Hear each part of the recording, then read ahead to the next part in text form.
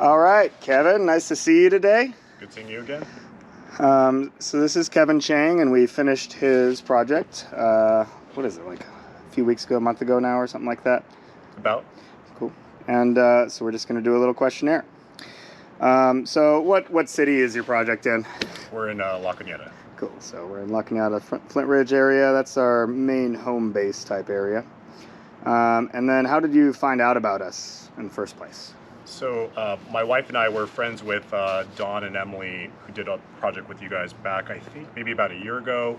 Yeah.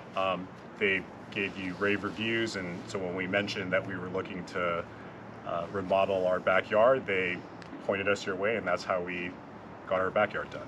Awesome. And then was it difficult finding a good company? Like, did you get other quotes and stuff, or what was that whole thing?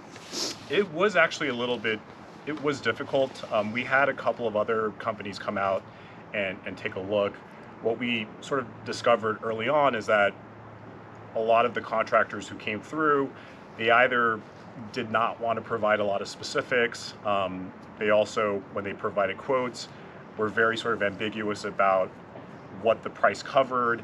And Yeah. Also it seemed as though some of them actually weren't at all knowledgeable about sort of landscaping and hardscaping. And so it was actually kind of difficult initially. And that's why when we got the recommendation from Dawn and Emily and, we met with you, Cody, it was like, wow, everything sort of worked out seamlessly at that point. Awesome. Yeah, we hear about stuff like that a lot, and it's kind of an interesting industry, at least in LA. And then I know Diana did a lot of the initial research and stuff, but did she mention if she liked our website or Instagram or anything like that, or did you take a look at all? She did, and I took a look as well. What I really liked about the website and the Instagram page is the fact that you can see sort of the before and after pictures, and that kind of helps sort of, it helped us sort of envision what our backyard would look like. Sure. And so I like that aspect. I think that is probably the best thing about both the website and Instagram page is that you can see all sorts of properties and what they look like before and after. Totally. Awesome. And then were you the one who filled out the contact form at the beginning? I didn't. Diana, my Diana wife, was the one. Did she mention maybe that it was a little bit long and like... I mean, she said it was long, but I think it was helpful because it sort of helped her frame what she wanted to do, and it sort of kind of organized her thoughts, and it made it easier for her to speak to you and your team about what we wanted to do with our backyard. I think without it, we sort of would be lost about what issues and points to consider. So yes, it was long, but it was also, I think, in the long run, probably the most efficient way to get the information out. Yeah, it's like, it's not really like, oh, fill out all these questions because screw you, we don't want to talk to you unless you fill them out. It's like, this is the start of the process, right? Exactly. This is like your first contact with us. Give us the data and we could start on a good note or whatever. Right? Yeah, and one of the things too is I think because you had that background information the first time you came over, you were literally able to say, hey, I think we should fix this way, and we should fix the grass area that way, and a lot of that I think was based on the info we'd given it. Oh, absolutely. Yeah, I'm already ready to go almost, right? Exactly. Totally. And then with I know you said Diana had seen some of the educational videos. That's the stuff that you get on a daily basis after you fill it out. She said she saw a couple. Did she like them, or did she get anything out of them? She said that she sees them come in, and she'll monitor it, and if something's interesting, she'll take a look. Sure. And that's all the point of it is. It's just take a look at anything that's really necessary to look at. I don't want everybody to watch every video if it's totally unnecessary, right? Exactly.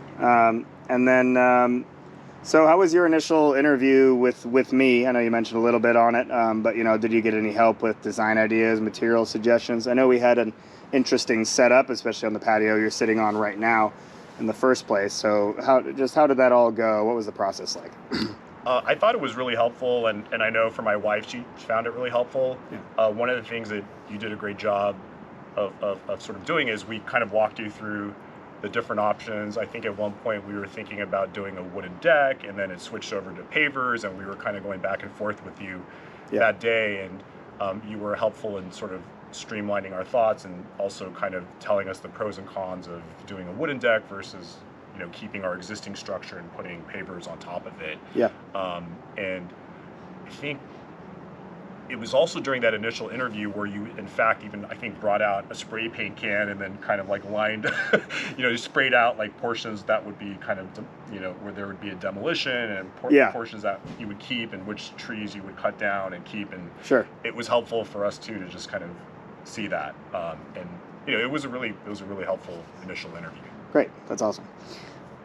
And then So initially, just generally, what were you looking to accomplish with the project, and did we accomplish it?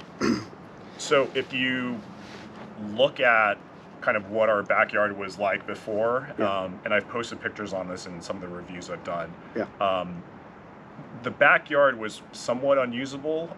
We had bricks falling off from the sides, and a couple of times when my kids were playing in the backyard, they would trip, bricks would fall, and we were really afraid of either our kids or visitors, coming over and possibly getting hurt. And yeah, you guys have a lot of little parties with the kids and stuff, and neighbors and whatnot, right? Exactly. So we pretty much never used the backyard space because it was kind of an unfriendly atmosphere. And sure, what we wanted to do was to make the backyard usable and something that could be an extension of our living room. And you can basically see like it's completely wide open.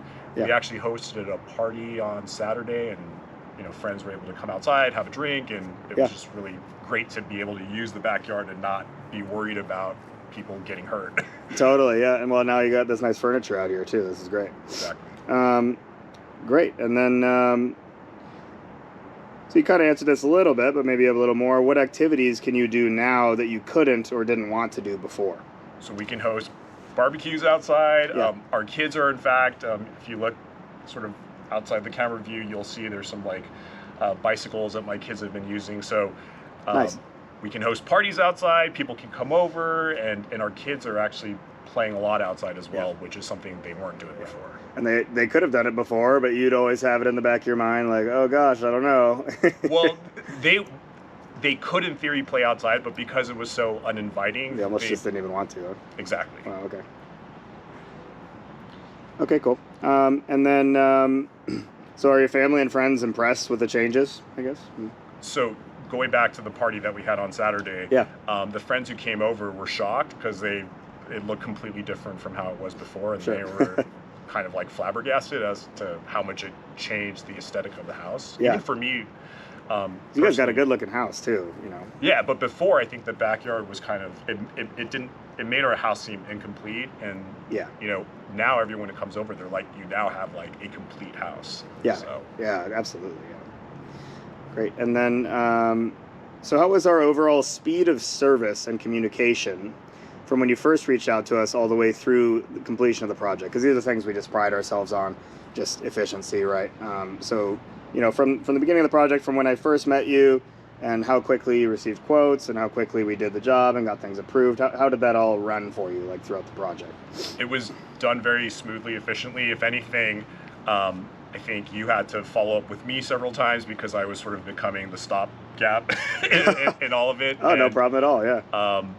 And what was great is, you were communicative, Anthony was communicative, and everyone on the team, if we had any questions, we could ask either Anthony or other members of the team. And we had a very good sense of the length of time it would take. And throughout the process, both you and Anthony were available by text and by phone, and you were able to answer any questions we had. And it was really great to know that we had access to you to get information whenever we needed. Sure, absolutely. That's great. And then, so to stray away from me a little bit, how was it working with our production team? If you could elaborate a little more with the guys and stuff like that. So the production team, I mean, one thing that I was really impressed by was how professional they were, how friendly they were, and also how great they were at their job.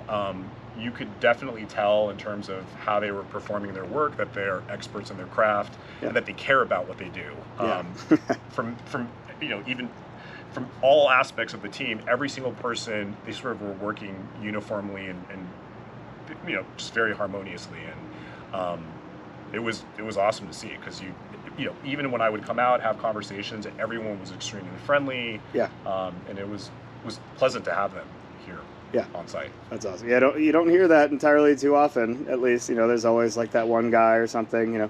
All we hear all day is the horror stories of contractors and stuff, and exactly and what they go through. And even if it's just the one guy, or just there was one problem, or they just didn't communicate well enough that one time, and then you got charged some crazy amount out of nowhere, right? It's just nightmares. So it's good to hear stuff like that. Yeah, and just to kind of piggyback off of that, one thing that I liked, because I was in charge of the finances side of it, was your team gave us a quote, and the only time the quote ever changed was when we changed it. So in other words, if we wanted to add new lights, or if we wanted to change the scope of the work, that was really the only time, to expand the scope of work, that was the only time that we saw price increases, which, I have a brother-in-law right now who's currently going through construction, and every couple of weeks, the contractor will show up and say, hey, the price of this is going up. We want to, increase the amount of money. And that never happened at any point during this process. Yeah, absolutely not. And in general contracting, there's going to be different things with materials, right? Because sometimes you got to order a steel beam, and suddenly it's COVID or something, and the steel beam is now not available for a year, and now you have to do something else, and it costs more, right? Exactly. So there's definitely a different amount of randomity in the general construction world, but there's something to be said about it's very rare that we need to add some extra costs to cover something we already signed up for, right? And to us, it's just ridiculous when people are doing that just nonstop. Right? Yeah. So understood. And that's a big reason, with the additional thing, because the things we added in,